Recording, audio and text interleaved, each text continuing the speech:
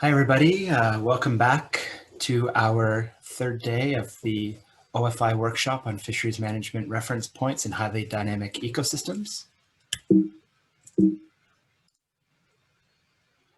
Once again, just the code of conduct for this series. Please keep your mic muted and camera off while the presentations are underway. We'll take questions at the end of the presentations. And if time permits, we'll open the floor to more general comments and experiences. Today, we are happy to introduce Jason Link to give the keynote talk. Jason Link is a senior scientist for ecosystem management in NOAA in the United States. In this role, Dr. Link leads approaches and models to support development of ecosystem-based management plans and activities throughout the agency, serving as the agency's senior-most authority on ecosystem science. Dr. Link has written several books and book chapters on the topic of ecosystem-based fisheries management, has written over 190 peer-reviewed publications and over 300 reports. Dr. Link has led the development of several strategic documents for NOAA and NMFS to improve and enhance mission-based science. Dr. Link has been a champion of ecosystem science and ecosystem-based management, both as a discipline and as a practice for resource management agencies in the US, around the world, sitting on several international advisory boards. So thank you, Jason, for agreeing to give us a talk today. And we missed recording the intro slide for Jason's talk, so we're just making that up now, and we're going to patch these two videos together. But Jason's talk is titled Moving Up One Dimension Helps in the Other Four: Thoughts, Examples, and Perspectives on Systematic Dynamic Reference Points in Theory and Practice. And we also missed Jason's thank you slide, so we'll just leave this here for a minute. And then by the magic of computers, we should be able to patch you directly to Jason's talk right now. The main points of today, and I'll endeavor to unpack those here as we go forward the next little bit of time. The other thing is I can't assume we're all on the same page as much as you all have great minds and great minds think alike. I don't want to assume that. So let me walk through a couple of working definitions of what I want to talk about today. Reference points, obviously a reference points indicates the state of a fishery or resource beyond which it's considered undesirable and which management action should avoid. And then if exceeded, action is then triggered. That's a standard kind of definition that Caddy and others at FAO came up with. This concept was originally in geometry and often most closely associated with airfields as a basis for a standard evaluation of where to put things. So that was intriguing to look that up. It's a basis for assessment or comparison, and it's really a point used to define the location of another point. And it really started in toxicology for a lot of the environmental decision making. And as you all know, it's very common today. There's a really nice review by Guntensberg in about 2014 that's worth flagging. So that leads into dynamic reference points, and you can see the reference to Alec McCall's work in the 90s, but reference points that change in recognition of the changing environment that fish occupy. That's, I think, one working definition. And when I was pulling this together, I got a couple of questions. Do we mean that when we update stock assessments, we update reference points based on the most recent data? Is that what we're talking about? And if so, we do that all the time, even if it comes across as quite dynamic to all our stakeholders. I don't think that's what we're talking about here. I think what we're really talking about is reference points that change in response to the environment or stock interactions or something else within the model. That's probably more along the lines, I think, of where we're headed and what we're discussing. I just want to make sure that's clear.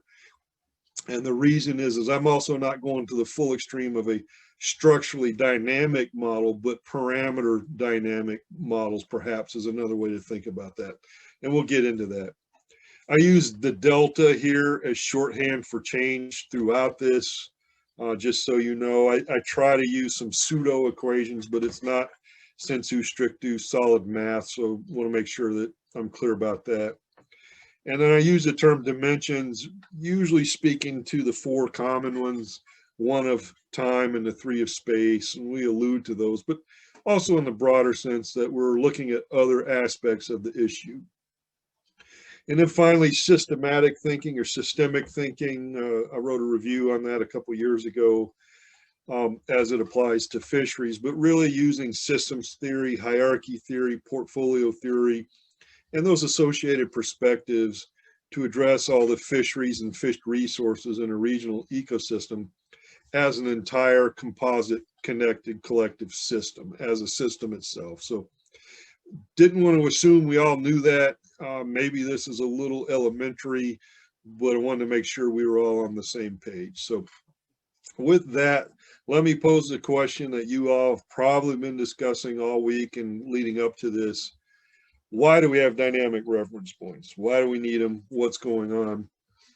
And again, I apologize, this talk is a little texty, a little too much word, so bear with me.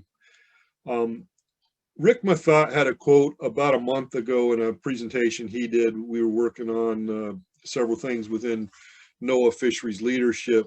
And he said this: stationarity is the foundation of living marine resource management. Stationarity is broken. And that was very incredibly powerful statement. It was insightful. And I think that is kind of why we're thinking about dynamic reference points. We understand there's problems with assumptions of equilibrium. There are retrospective problems in our assessments. We're seeing increasing evidence for a change in productivity due to recruitment, growth, natural mortality, what have you. I think, and this is kind of the duh moment, but marine ecosystems and oceans are dynamic. I mean, we kind of know that, but sometimes those dynamic processes are impacting stocks much faster than they used to, or perhaps much faster than we can accommodate in some of our models thereof. We're also seeing legitimate regime shifts. The top graph there shows an example of that. And we're figuring out ways to detect them and probably more importantly, predict them. And usually you can tell if there's a regime shift about 5 years after the fact. And that's helpful in some regards for retrospective studies, but we're realizing, hey, we got to get ahead of that curve in that game, and working with our climatological science colleagues is a way to deal with that. Bottom line is we're realizing that all this other stuff, the slashes you see there, are causing perturbations to fish stocks beyond those expected from fishing alone. We got to figure out how to deal with that. So I think, again, this might be a review for this week. How do we handle it? Andre probably baffled you with a gazillion equations earlier this week. I'm not going to do that. There's a ton of these approaches, and I may have missed one or two, but as some examples, here's a half dozen or so. You can see them. What I want to do in the next few moments is walk through these, give you some examples, show you a graphic, the obligatory science picture, whatever. Just kind of emphasize these, and you can see the 5 or 6 of these here. And there's different approaches for how we do this as like a classical response, if you will. So let's take the first one, and that's really including this implicitly in stock assessments, and you can see how in the parenthetical. I want to acknowledge Melissa Karp really helped me set my thinking straight and provided a really excellent start on examples with this that we've then augmented with others. But the chili pepper rockfish estimates K in 5 blocks corresponding to periods in the PDO, and the Pacific halibut, Bering Sea walleye, pollock have an approach. New England groundfish and some of the hakes have done this. And what we're basically saying is that within the assessment, can we deal with the shifts? And again, this example, I believe, is from the Northeast US, looks at that and shows that the assessment models pick up some of these regime shifts in recruitment. And really, in the part highlighted there in italics, is that the recruitment shifts align with these shifts in ecosystem factors that we observe. So that's just one example. Another way we deal with these operationally is incorporating time series methods into stock assessment models. None of those, to my knowledge, are used tactically in fisheries management in the U.S., but there are several under development, and those are being considered primarily in the Northeast. Brian Stock and Tim Miller have, examples of this with a couple of species. I'll show you the species in a minute, but they deal with the autocorrelation factors and build that into some of these models. I believe this is their WHAM model, not the 1980s Big Hair Band, but the Woods Hole Assessment Model, I believe is what the acronym stands for. And you can see that they've been looking at that, trying to pick up how this autoregressive, time series kind of approach can help. And I've looked at that for different kinds of fish. You see cod here is just one example, and including these factors into their models. What you see is that the changes coincide with approximate timing of observed ecosystem shifts, similar to what we saw earlier. And this is my insertion, I think the stock by stock approach misses this, but we can confirm this, start looking at this at a meta-analysis if we had a whole bunch of these and tried, a dozen or so for a given place to see if these time series methods are picking up those changes consistently across stocks and factors. Another example is dynamic B-naught. That's also not currently used in tactical fisheries management in the U.S. It's used primarily in the tuna world. A lot of people are looking at it there, and you see some examples of those listed. That said, a lot of people are exploring this. It actually began in west coast of the U.S. in the 80s. Melissa Haltuck has looked at this for sablefish, and basically the dynamic B-naught harvest control rule may be more robust to potential future climate change because it can track these decadal scale changes in productivity. The jury's still out on whether or not that's true, and I believe she's linking sablefish in this instance to a measure of sea level. I think it's sea surface height, a climate change driver or response. And really, this is a long time moving window. The stock has some interesting dynamics. I'm not sure if the effort to do a dynamic approach here makes much different compared to a static approach, but I think what her recommendation is coming out of this management strategy evaluation is, why don't we present both and take a look at that? Again, I'm glossing over the details. You can contact the original authors for more specifics. Another approach, again, is pretty common in a few places, particularly Alaska and in the Northeast, where you take a recruitment time period or a survey index or whatever, and you split it up into kind of epochs or eras or whatever. And that's actually more common than not. The challenge with that, as you can see with this example John Hare provided, is that yellowtail flounder is dependent upon the time series you use, and you may actually get a different status of the stock depending upon where you start and what data you use. And the question being posed is, should we use these productivity regimes on a stock by stock basis or at the ecosystem level? And that was part of the discussion around this stock. And again, I'm flying through these examples just for the sake of time. One other thing I think we do, or a couple other things operationally in the U.S., is we explicitly link to environmental covariates. And you can see examples here: yellowfin sole in the Bering Sea Aleutian Islands, coho and Columbia River salmon, Pacific sardines, there's a long history of that, and others can speak to the details of where the status of that index is with sea surface temperature or not, but it's in the discussion. Sablefish has this. There are several instances of natural mortality linked to predation, another aspect of environmental or, say, ecological considerations, and the Atlantic Menhaden ecological reference points. So this is probably much more common. Keel and Wolf had a review paper on this 10, 15 years ago. Pretty excellent summary.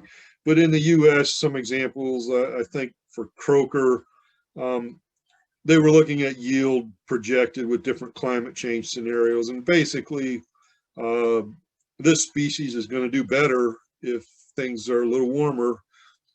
And you can see that the environmental covariates considered under this were both more realistic and provided, a little better outcomes. And I think this accounts for these broad scale ecosystem changes. It highlights a climate winner versus a loser that might be, less productive or moving out of an area, whatever the response might be. Another example, again, is the Menhaden story, where we're setting striped bass at their F target, and all those species are fished at, whatever set values. And it realizes that to manage one taxa, you have to manage another. And we do this around the world. ICES has their multi-species group, and there's a few other places where this is occurring. But I think this highlights the importance of trade-offs in an ecosystem or ecological context, where you have a fishing rate of menhaden that can impact then the biological status of striped bass. And this was actually a big deal at the Atlantic States Marine Fishery Commission. Late last year agreed to do this, and the sense was that you can have a reference point that may be lower than what you would have without including the interactions, but it's still higher than the status quo and the precautionary reference point. So there's a lot of nuance here, but the point is people are looking at this in many cases.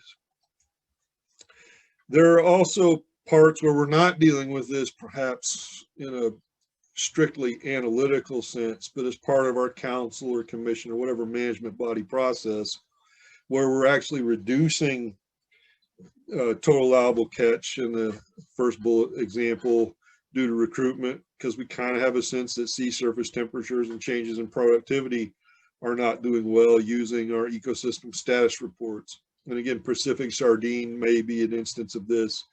We're adjusting, ground fish annual biological catch based on status, and even some ecosystem or socioeconomic profiles. This broader context has been used to change annual catch limits. And again, an example, Kevin Hill provided this sardine recruitment success is dependent on obviously spawning stock biomass, but also temperatures in the California current. There's a management strategy evaluation that looks at this and sets up what those relationships might be. The general sense is it's probably better outcomes if those covariates are considered, but it highlights the need to account for these broader ecosystem changes, especially those in this system that are cyclical or episodic. So that's a real quick run through of the US examples. I could stop. This would be the usual report of what my country is doing on this topic of biological reference points, dynamic reference points. You all would politely nod. Then we go back to slowly and painfully trying to adapt and do this. I don't want to do that. Allow me to challenge you to think a bit more broadly on this topic. And let's use this opportunity to think more expansively, at least considering a few other perspectives. And I think, where are these reference points? Where are they? We talk about dynamic reference points. It's been around since the 80s. There have been a ton of management strategy evaluations done on these. At least in the US, there's relatively quite limited examples of operationally using this. So why? Why is that? And maybe this is a question for every region. Maybe it's just the US. I think one thing that's legitimate has nothing to do with analytical considerations, and that's why I have this picture here, is that there's concerns and perceptions by many that adopting this approach is a shifting the goalpost type situation. We're moving the standard, we're moving the goalpost, the line, and that's huge. And stakeholder and user fears, concerns are a big deal in this, and the messaging around dynamic reference points absolutely needs to take that into account. I think the other reason we don't see a lot of these is the lack of clear messaging on what the needs and benefits are of dynamic reference points. We haven't quite sold that out or told that story.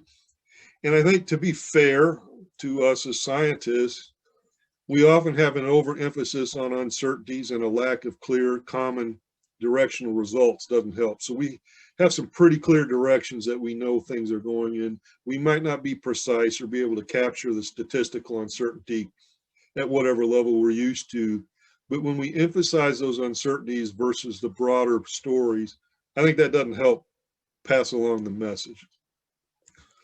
That doesn't even consider all the technical stuff. This is a complicated, tangled issue. We all know that. These are hard to estimate. Oftentimes they're parameter intensive. Dynamic parameters are hard to model. We often don't have the data density to deal with that. The usual challenges of just adopting new approaches is part of what we're dealing with too.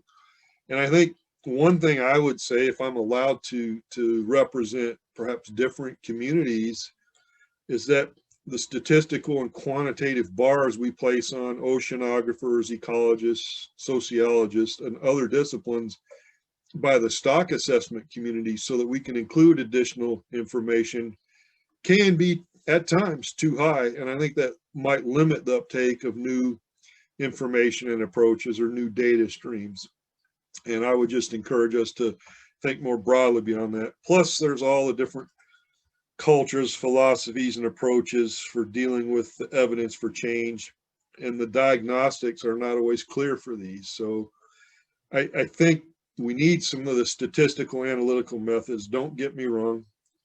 But I think that can only go so far, and we might want to explore alternate hypotheses.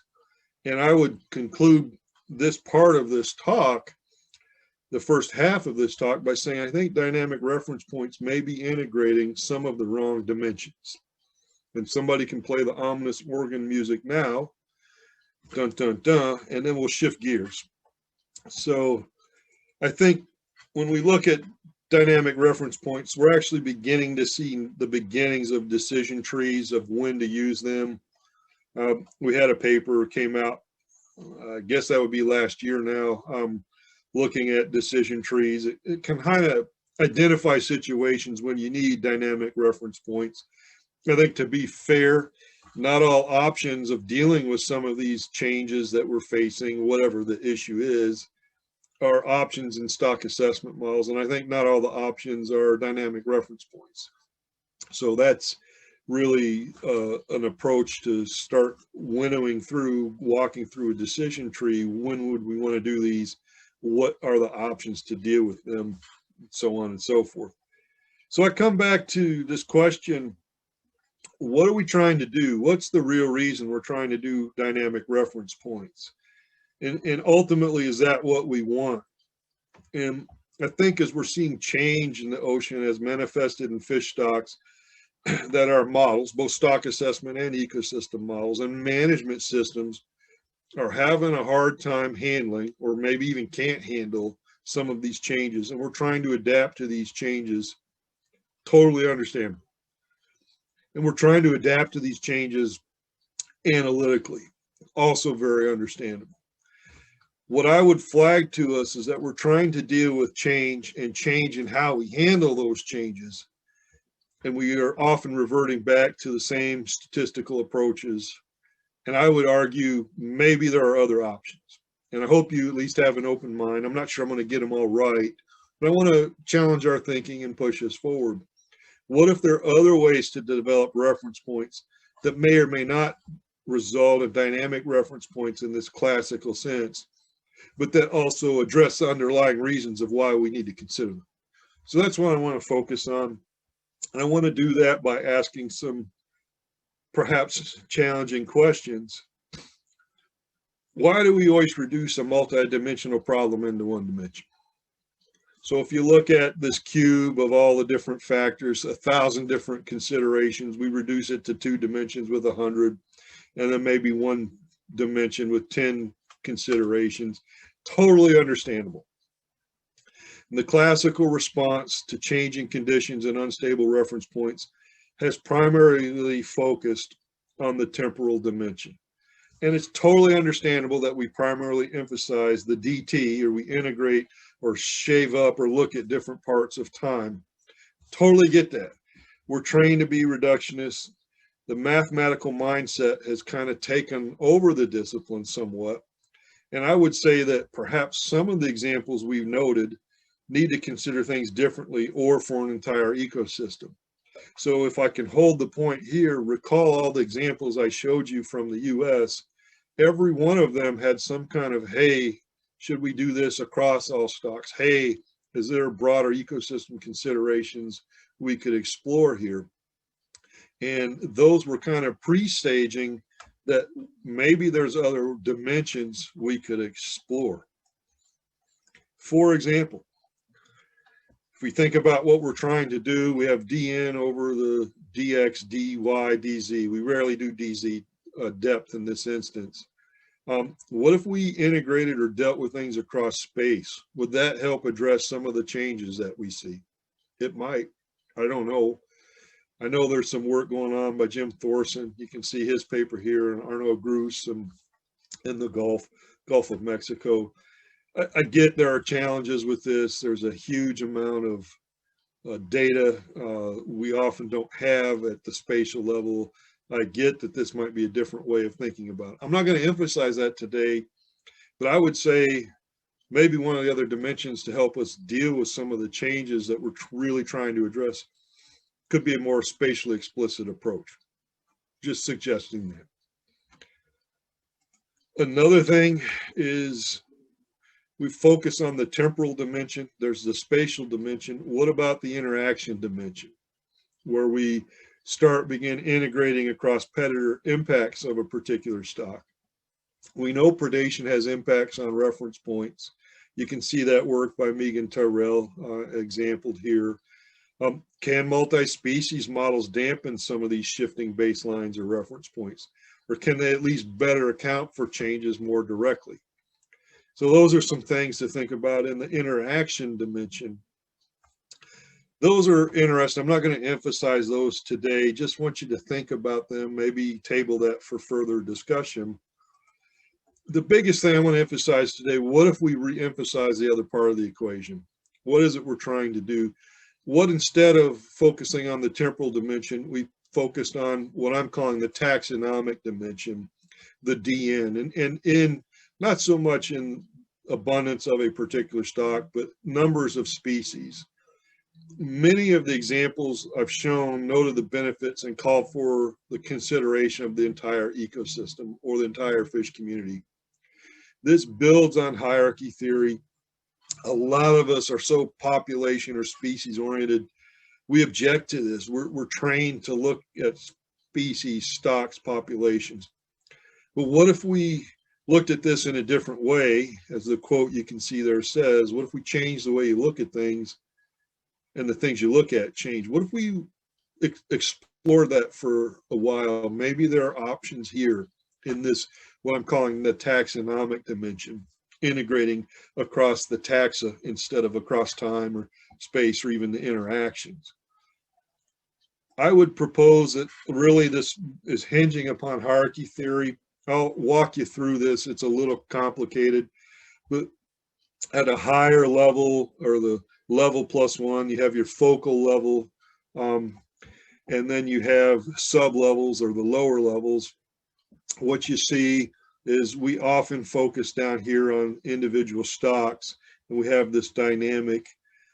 I'm suggesting maybe our focus level should be up here at a higher level. Very few fisheries catch just one fish. They often catch multiple fish, and yet we try to manage them separately. And I think if we were to look at a fishery or a guild or an aggregate group or an entire system, we might be able to get some benefits that come from that higher level of focus than constantly looking at the stock by stock basis. So hierarchy is repeatedly observed as a central facet of complex systems. We see it everywhere. This is kind of outside of our discipline, bringing in another thinking. There's flexibility among most system components. You know, you see the different parts, and they can, at some level, substitute and be interchangeable. Not entirely, but functionally in many respects. The higher levels exert constraints on the lower level, and that's actually interesting to think about, and we can use that property. The levels tend to operate at the same rates, and the higher levels operate more slowly and at a lower frequency than lower levels. In other words, they're slower and larger, and lower levels tend to be faster and smaller. All of these features from hierarchy theories are routinely confirmed in observation. And Jingle Wu has a really great review paper on this. I highly recommend it. The point of all of this is we can use the benefits of a hierarchy theory in a fisheries context to deal with this other dimension that I think might be beneficial for us. So if we come back to this taxonomic dimension or exploring systematic reference points, I think there are benefits of that, and that we might be able, because of the speed of these things, have earlier detection of major systematic change. I think they're more stable and robust to the lower in the hierarchy level dynamics. I think there's less details to track in a time of constrained budgets that most of our organizations and agencies are facing. And I think this provides a level of ecosystem level backstopping or ecosystem overfishing that is actually quite valuable. And in its own way, this is a form of dimension reduction. So I'm going to show you one more slide. I think this next slide gives background on hierarchy theory, and then I'll walk through some instances and examples of it. I think this slide should be required presentation in every fisheries management course, fisheries science class we have. What you see is this guy in the watchmaker example has all these watches, and this guy kind of bends the parts of the watches into groups and then into bigger groups. And this guy makes a boatload of money, and this guy goes out of business because this guy is focusing on these larger groups after he's organized them. This guy's focusing on every component part at a time, and he just runs out of time and energy and effort to deal with the demands. And what we see is where we focus has implications for what we see, how long it takes, and how much we can deal with. And the analogy I've been pushing now for several years is we don't have the time and resources to do stock assessments and dynamic reference points for, 200-300 species of stocks in a given ecosystem. Certainly we'll need to do them for, the top dozen major species in a region. But I'm arguing that at a start, maybe we start organizing and bending these at higher levels, and that will help us not only triage and understand system properties, but focus on where we need attention. So that's what I'm pushing for in this dimension, and I think I'll show you some examples. Before I do that, let's return to basics. Is everybody okay if I go back to basics? I can't see anybody head and nod, so I'll just proceed. Here's the bottom line, the basic tenet of renewable natural resource management. The rate of removal needs to be less than the rate of renewal. Otherwise, that's called mining. And what we see is that this happens at multiple levels. And we're understanding this. We get the concept. The practice has been challenging for our discipline for decades, hundreds of years, or 100 years or more. And what we're seeing is that at a stock level, one can see overfishing. You have a decrease in catch, your effort goes up, your catch per unit effort goes down, you lather, rinse, and repeat, and that's called Graham's law of overfishing. We have all of these measures of overfishing for a stock, and I won't go into them here. You can see these. We know what it looks like. We know how to detect it. And the overfishing aspect at a stock level we get. And really, this is right here is why we have reference points, to know when that demarcation is of overfishing. So we've got that pretty well codified in stock overfishing, and dynamic reference points are trying to figure out how to handle that for a stock. What I'm arguing is we have ecosystem overfishing equivalents, and you can see where an entire system is being overfished, where you have Graham's law being repeated for stock 1, and then you go on to stock 2, and so on and so forth. And this is the law of sequential depletion. And you see this has the same set or kinds of measures of overfishing. We're starting to codify what this looks like. I would submit to you that maybe this is something we can use and explore, perhaps to deal with some of the challenges associated with the need for dynamic reference points with this taxonomic dimension. There has been a lot of these ecosystem level reference points proposed. They're kind of these integrative marine measures, marine ecosystem measures.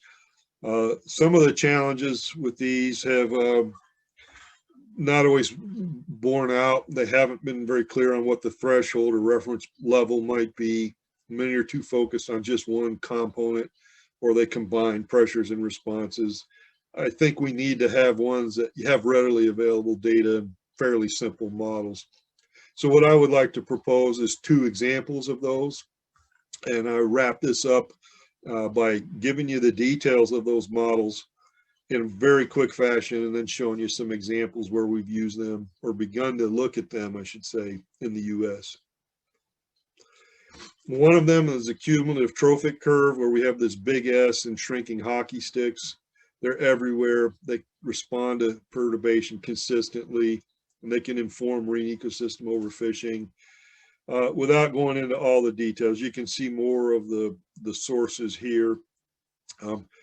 Basically, we see this pattern of the S-shaped curve on cumulative biomass with trophic level and cumulative production relative to cumulative biomass.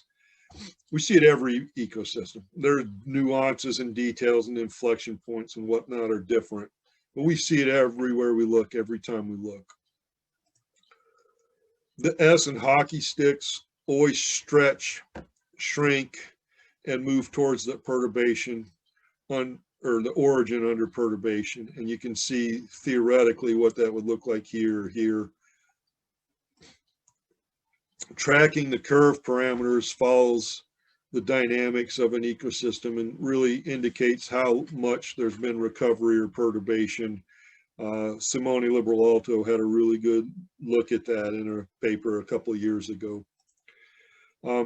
Globally, what we see, empirical and modeled thresholds emerge when you track basically the curve properties of these 2 shapes.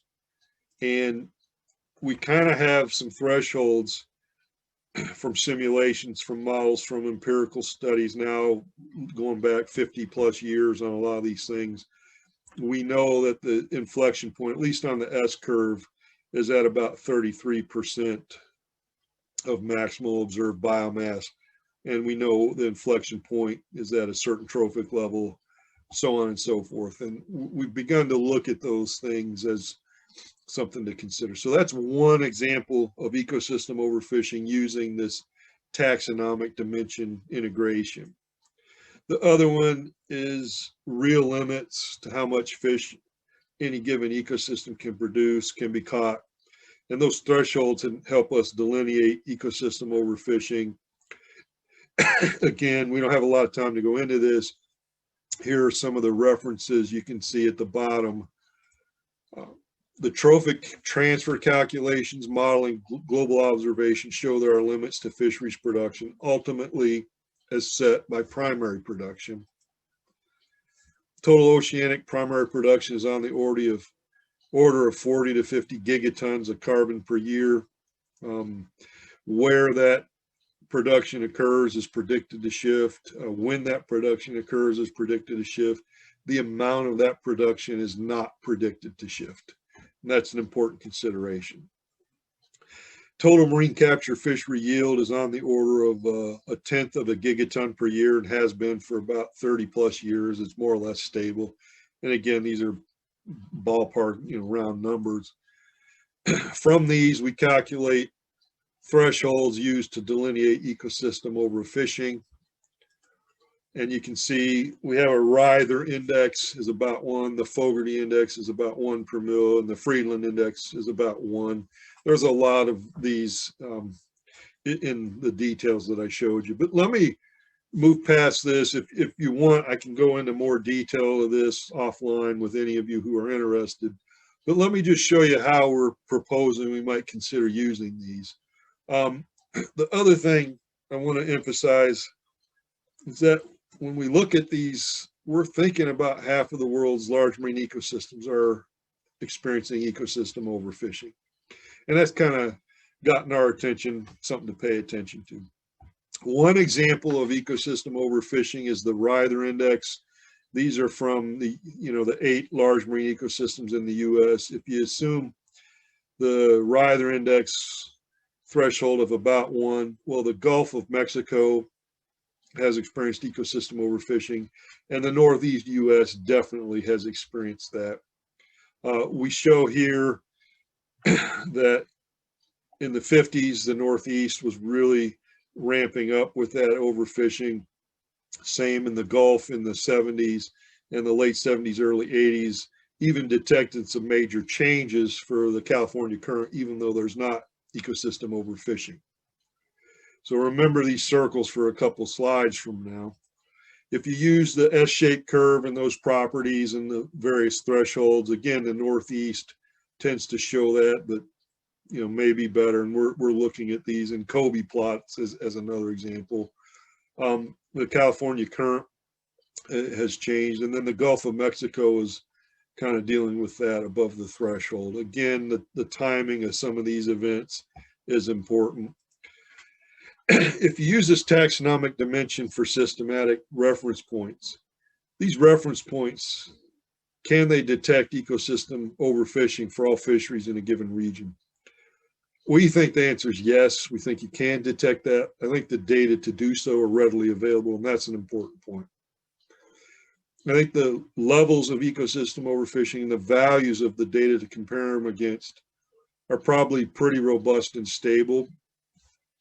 I think the other thing is these ecosystem level reference points, when we look at it, when we simulate it, when we explore it, lead to more stable economics, status of the resource, and the fisheries themselves. And these systematic reference points kind of define the trade space within which wise trade-offs can be explored. For example, portfolio analyses that are actively undergoing.